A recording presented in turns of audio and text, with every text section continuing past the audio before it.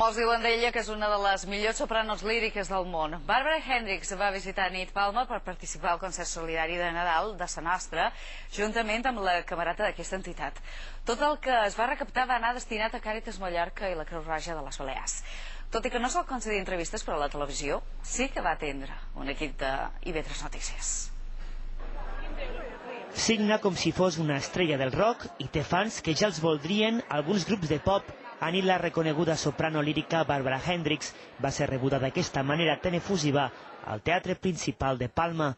Muy simpática y muy abierta. Bueno, solo hablé con ella un momento, pero estoy súper emocionada, de verdad.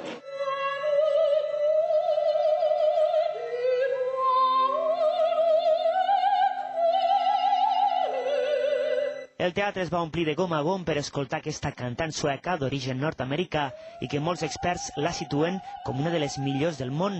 La recaptació va anar destinada íntegrament a Càritas Mallorca i la Creu Roja de Balears. Jo crec que la solidaritat va començar a casa nostra, amb les nostres famílies, al treball, amb els veïns. I és molt fàcil trobar gent que necessita que li donin una mà o senzillament que l'escoltin. I és que jo penso que ser solidaris amb els que ens envolten ens fa més humans. La diva creu que el públic mallorquí és molt sensible i càlid. Bé, jo he vingut a Mallorca moltes vegades per fer concerts i puc dir que aquí jo gaudeixo molt al veure un públic tan càlid i efusiu. I molt maco com també ho és l'illa, per això jo cercaré més ocasions per tornar. Un concert únic i molt especial i que IB3 Televisió emetrà durant les properes festes de Nadal.